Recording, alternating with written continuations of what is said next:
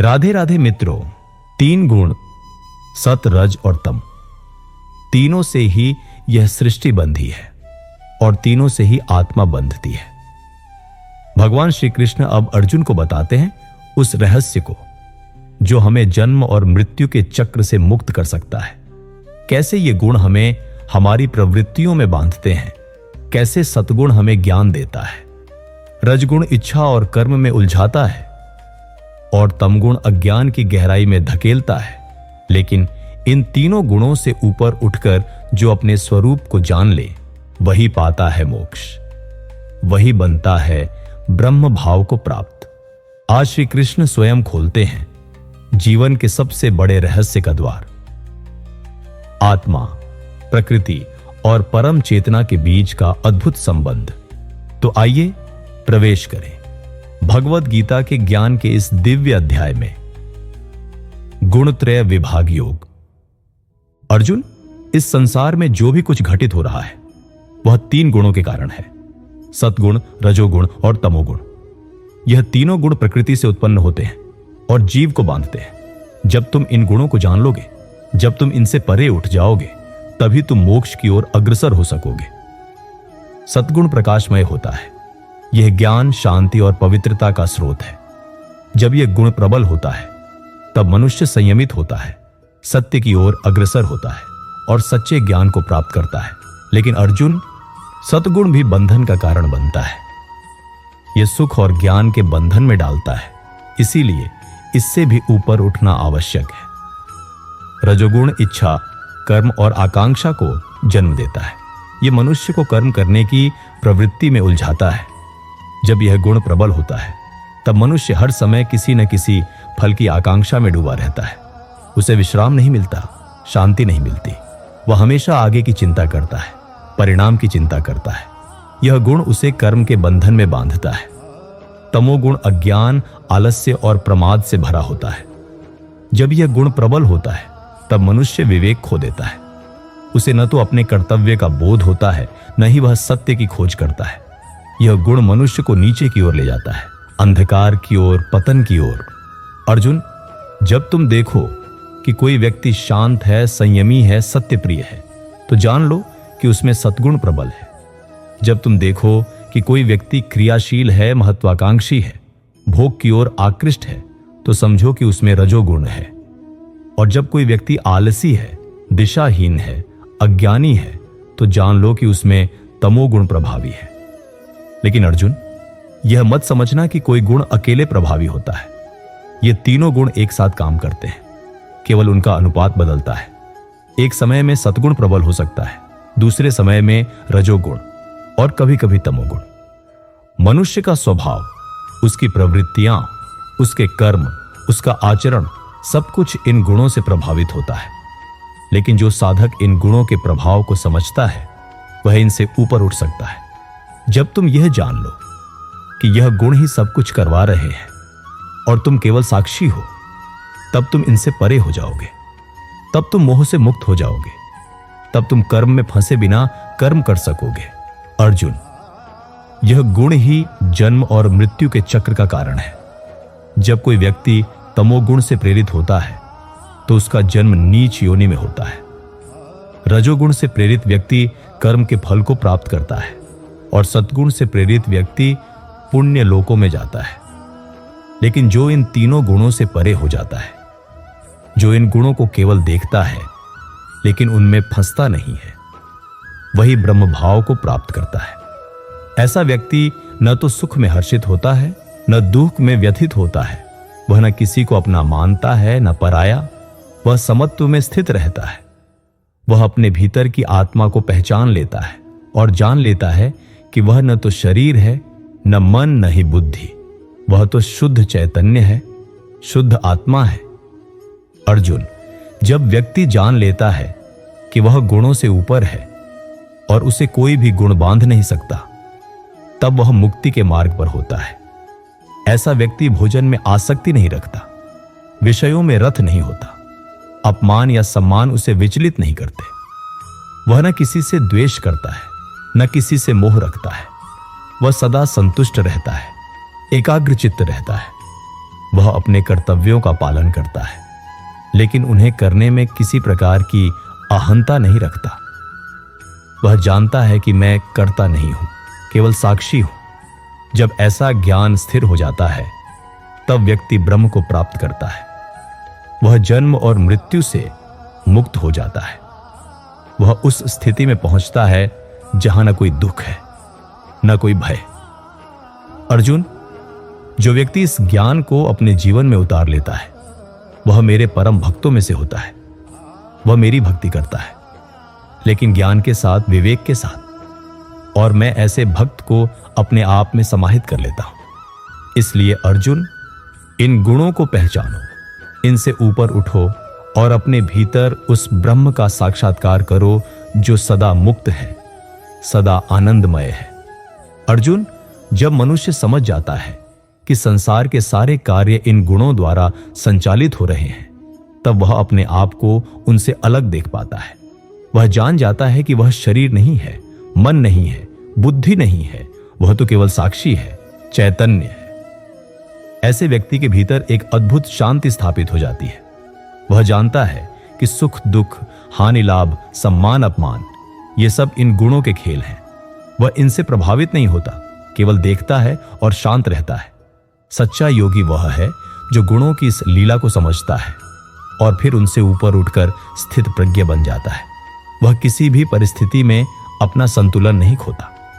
रजोगुण चाहे उसे कर्म में लगाए, तमोगुण उसे आलस्य की ओर खींचे या सतगुण उसे ज्ञान का प्रकाश दे, वह सबको एक समान देखता है और अपने आत्म स्वरूप में स्थित रहता है। अर्जुन, सतगुण का प्रभाव भी मोह है। यह ज्ञान और सुख में बांधता है, लेकिन यह सुख भी बंधन ही है, क्योंकि जब वह चला जाता है तब दुख होता है। इसीलिए मोक्ष के लिए गुणों से ऊपर उठना आवश्यक है। रजोगुण का प्रभाव अत्यधिक है। यह व्यक्ति को कर्म की ओर खींचता है, इच्छाओं में उलझाता है और उसे निरंतर क्रिया प्रतिक्रिया की दुनिया में घुमाता रहता है। व्यक्ति हर समय सोचता रहता है, क्या मिलेगा, कैसे मिलेगा, कब मिलेगा। वह संतोष को नहीं जानता। तमोगुण सबसे नीच है। यह व्यक्ति को मूढ़ बना देता है। जब तमोगुण प्रबल होता है तब व्यक्ति कर्तव्य को छोड़ देता है, आलसी बन जाता है और अंधकार में डूब जाता है। इन तीनों गुणों का ज्ञान आत्मा की यात्रा में अत्यंत आवश्यक है। जब कोई साधक यह पहचानने लगता है कि अभी मुझ में कौन सा गुण कार्य कर रहा है, तब वह धीरे धीरे उनसे ऊपर उठने लगता है। अर्जुन, जैसे सूर्य के उदय से अंधकार दूर हो जाता है, वैसे ही ज्ञान के प्रकाश से अज्ञान, मोह और अहंकार दूर हो जाते हैं। जब व्यक्ति इस ज्ञान को पूर्ण रूप से प्राप्त कर लेता है तब उसे कोई भी कर्म बांध नहीं सकता। ऐसा व्यक्ति अपने भीतर स्थिर रहता है। वह जानता है कि कर्म केवल शरीर करता है, आत्मा तो केवल साक्षी है। जब यह अनुभूति सच्ची हो जाती है तब वह ब्रह्म में स्थित हो जाता है। और अर्जुन, जब कोई व्यक्ति ब्रह्म को जान लेता है तब वह परम शांति को प्राप्त करता है। वह सभी प्राणियों को एक समान देखता है, न किसी से घृणा करता है, न किसी से मोह रखता है। उसके लिए सारा संसार ही एक परिवार बन जाता है। वसुधैव कुटुंबकम। वह न किसी के गुणों की आलोचना करता है, न किसी की स्तुति करता है। वह केवल स्वयं को जानता है और उसी में तृप्त रहता है। उसका ध्यान बाह्य जगत से हटकर अंतर्मन में लग जाता है। वह भीतर की यात्रा पर निकल पड़ता है, जहां उसे न राग है, न द्वेष, न आकांक्षा है, न भय। केवल शुद्ध शांति है, शुद्ध आनंद है। ऐसा साधक भोजन करता है, लेकिन स्वाद के लिए नहीं, केवल शरीर को साधन समझकर। वह बोलता है, लेकिन केवल आवश्यक। मौन उसका स्वभाव बन जाता है। वह न अधिक जागता है, न अधिक सोता है। उसकी दिनचर्या संतुलित होती है। वह अपने कर्मों को ईश्वर को अर्पित करता है, बिना किसी फल की अपेक्षा के। और यही है गुणों से ऊपर उठने का रहस्य। जब तुम जान लोगे कि तुम्हारा वास्तविक स्वरूप इन गुणों से परे है, तब तुम जन्म और मृत्यु से मुक्त हो सकोगे। अर्जुन, यह ज्ञान ही मोक्ष का द्वार है। यह ज्ञान ही आत्मा को ब्रह्म से जोड़ने का सेतु है। इसे जिसने जान लिया उसने सब कुछ जान लिया। जो व्यक्ति सद्गुण में स्थिर होकर रज और तम से ऊपर उठता है, फिर सद्गुण को भी पार करता है, वही सच्चा योगी होता है। वह न अपने शरीर को ही अपना मानता है, न अपने कर्मों को। वह जानता है कि वह केवल आत्मा है, साक्षी है, ब्रह्म का अंश है। और अर्जुन, ऐसा व्यक्ति मुझे सबसे प्रिय होता है। वह मेरी भक्ति करता है, लेकिन उसमें किसी प्रकार की आसक्ति नहीं होती। वह मेरी आराधना करता है केवल प्रेम से, केवल समर्पण से। अर्जुन, जब कोई साधक तीनों गुणों के कार्य को देखता है तो वह जान लेता है कि मैं करता नहीं हूं। यही बोध उसे मुक्त करता है। वह जानता है कि रजोगुण कर्म में लगाता है, तमोगुण अज्ञान में रखता है और सतगुण ज्ञान की ओर प्रेरित करता है। लेकिन वह यह भी जानता है कि ये तीनों भी आत्मा को नहीं छू सकते। आत्मा तो इनसे परे है, शुद्ध है, अनंत है। जो व्यक्ति गुणों के इस खेल को समझकर उनमें उलझता नहीं, वह जीवन के हर क्षण में शांति और आनंद अनुभव करता है। वह जानता है कि सब कुछ बदल रहा है, सुख दुख, सफलता विफलता, जीवन मरण, और इसलिए वह इनसे प्रभावित नहीं होता। वह अपने जीवन को एक यज्ञ की तरह देखता है, हर कर्म को समर्पित करता है। न उसे अपने बारे में घमंड होता है, न ही दूसरों से ईर्ष्या। वह निष्काम भाव से जीवन जीता है, जैसे कमल का फूल पानी में रहकर भी उससे अछूता रहता है। अर्जुन, संसार के सभी कार्य प्रकृति के गुणों से संचालित होते हैं, लेकिन अज्ञानी व्यक्ति सोचता है कि मैं ही सब कुछ कर रहा हूं। यही अज्ञान उसे बार बार जन्म और मृत्यु के चक्र में डालता है। लेकिन ज्ञानी व्यक्ति जानता है कि वह आत्मा है जो न जन्म लेती है न मरती है। वह देखता है कि शरीर का जन्म होता है, शरीर की मृत्यु होती है, लेकिन आत्मा तो सदा अजर, अमर और अविनाशी है। जब कोई व्यक्ति इस सत्य को अनुभव कर लेता है तो उसे जीवन में कोई भय नहीं रहता। वह मृत्यु को भी सहजता से स्वीकार करता है, क्योंकि वह जानता है कि आत्मा कभी समाप्त नहीं होती। और अर्जुन, जो इस ज्ञान को जानता है, वह स्वयं को साक्षी भाव में स्थापित करता है। वह संसार के सभी कार्य होते हुए देखता है, लेकिन उसमें लिप्त नहीं होता। जैसे सूर्य सारे संसार को प्रकाशित करता है, लेकिन किसी वस्तु से जुड़ता नहीं, वैसे ही ज्ञानी भी सभी क्रियाओं को देखता है, लेकिन उनमें लिप्त नहीं होता। उसकी दृष्टि में कोई भी व्यक्ति छोटा बड़ा नहीं होता। वह सभी में एक ही आत्मा को देखता है, चाहे वह ब्राह्मण हो, चांडाल हो, पशु हो या पक्षी। वह जानता है कि सब में वही परमात्मा व्याप्त है। अर्जुन, यह दृष्टि ही सच्ची विद्या है। यही वह दृष्टि है जो व्यक्ति को परम आनंद और मुक्ति देती है। जो व्यक्ति इस ज्ञान में स्थित हो जाता है, वह न कभी हर्ष करता है, न विषाद में डूबता है। वह जानता है कि जीवन एक लीला है और वह उस लीला को साक्षी बनकर देखता है। उसकी आत्मा स्थिर रहती है, न किसी सुख में डोलती है, न किसी दुख में टूटती है। वह अचल हो जाता है, जैसे पर्वत, स्थित प्रज्ञ। वह दूसरों को बदलने की चिंता नहीं करता। वह केवल स्वयं को जानने में मग्न रहता है। और जैसे जैसे वह अपने भीतर गहराई में जाता है, वैसे वैसे उसे आत्मा का अनुभव होता है और अंततः वह ब्रह्म से एक हो जाता है। जब यह एकत्व की अनुभूति हो जाती है, तब वहां कोई द्वैत नहीं बचता। वहां मैं और तू नहीं होता। वहां केवल मैं ही ब्रह्म हूं की अनुभूति होती है। अहम ब्रह्मास्मि।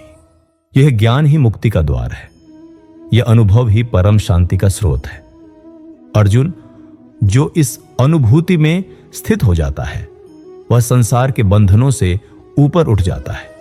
वह जीवन को खेल की तरह देखता है और उसमें आनंद से भाग लेता है, लेकिन लिप्त नहीं होता। वह जो कुछ भी करता है, ईश्वर को अर्पण करता है। उसके मन में कोई भ्रम, कोई मोह नहीं रहता। अर्जुन, जब कोई साधक गुणों से ऊपर उठकर ब्रह्म भाव में स्थित हो जाता है, तब उसके जीवन में एक दिव्यता आ जाती है। वह अब न अपने को शरीर मानता है, न मन, न बुद्धि। वह केवल आत्मा का अनुभव करता है और आत्मा के रूप में वह स्वयं को ब्रह्म से अभिन्न जानता है। ऐसे साधक का हृदय करुणा से भर जाता है। वह दूसरों के दुख को समझता है लेकिन उसमें उलझता नहीं। वह सहायता करता है लेकिन अहंकार के बिना। वह प्रेम करता है लेकिन अपेक्षा के बिना। अर्जुन, यह अवस्था कोई साधारण बात नहीं है।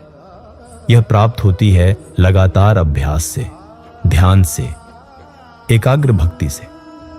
जो व्यक्ति हर समय ईश्वर का स्मरण करता है, हर कार्य को उसी के लिए करता है और किसी भी परिस्थिति में उसकी स्मृति नहीं भूलता, वही धीरे धीरे गुणों से ऊपर उठता है। जब व्यक्ति ईश्वर को ही अपना स्वामी, सखा, प्रियतम और परम लक्ष्य मान लेता है, तब उसकी आत्मा शुद्ध होने लगती है।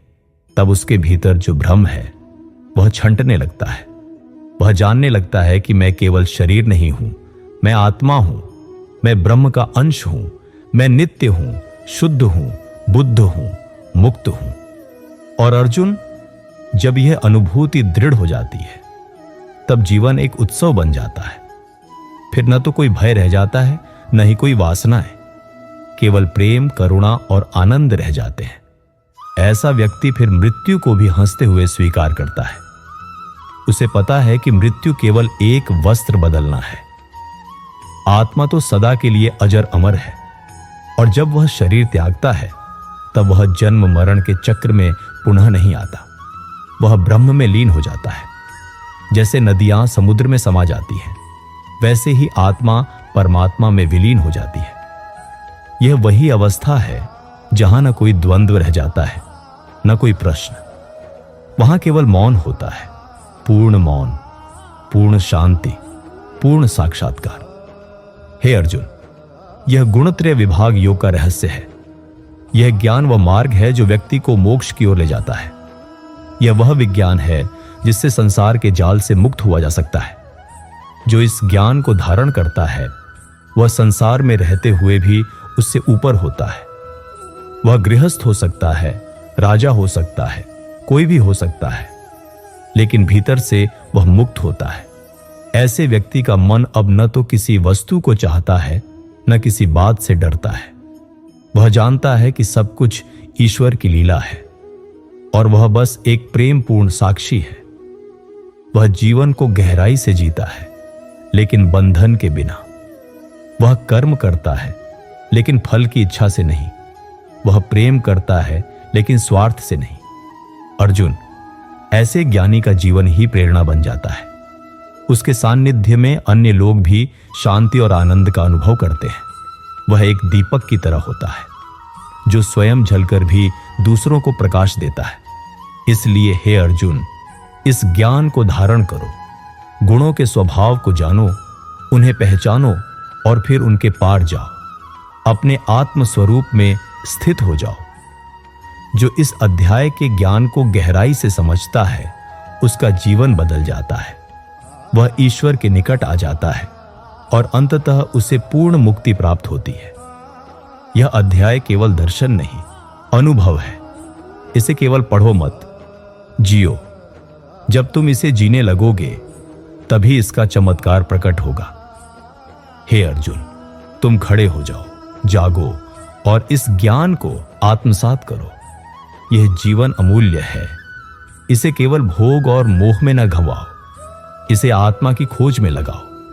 ईश्वर सदा तुम्हारे साथ है, बस तुम उसकी ओर एक कदम बढ़ाओ, वह तुम्हें अपनी बाहों में भर लेगा। अगर आपको श्री कृष्ण के ये दिव्य उपदेश प्रेरणादायक लगे तो कृपया वीडियो को लाइक करें, सब्सक्राइब करें हमारे चैनल कृष्णवाणी को और इस ज्ञान को अपने प्रियजनों तक पहुंचाने के लिए वीडियो को शेयर करना ना भूलें। नीचे दिए गए लिंक पर क्लिक करके आप हमारे पूरे गीता का सार, श्री कृष्ण के 18 दिव्य उपदेश प्लेलिस्ट को भी देख सकते हैं। जय श्री कृष्ण।